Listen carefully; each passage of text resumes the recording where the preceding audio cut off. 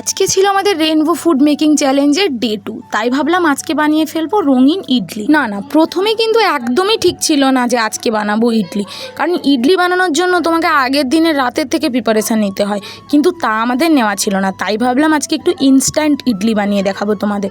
একটা বাটিতে প্রথমে নিয়ে ফেললাম কিছুটা সুজি আর কিছুটা টক দই, এর ওপর থেকে নিয়েছি কিছুটা বেকিং পাউডার, দিয়ে ভালোভাবে মেখে ফেললাম। লবণ কিন্তু দিতে ভুলবে না। আমি যেহেতু কালারিং বানাচ্ছি তাই কয়েকটা কালার মিক্স করলাম, যেমন একটু রেড দিলাম আর একটু গ্রিন দিলাম, দিয়ে ভালোভাবে ব্যাটারটাকে মাখিয়ে নিয়ে আমাদের যে ইডলি ছাঁচটা আছে ঠিক ওটাতে কিছুটা তেল ব্রাশ করে নিয়েছি, তার উপরে এই ডিজাইনটা আমি বানিয়ে দিয়েছিলাম।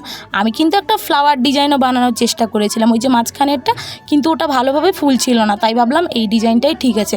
তোমরা দেখে বলো তো তোমাদের কেমন লাগছে দেখতে।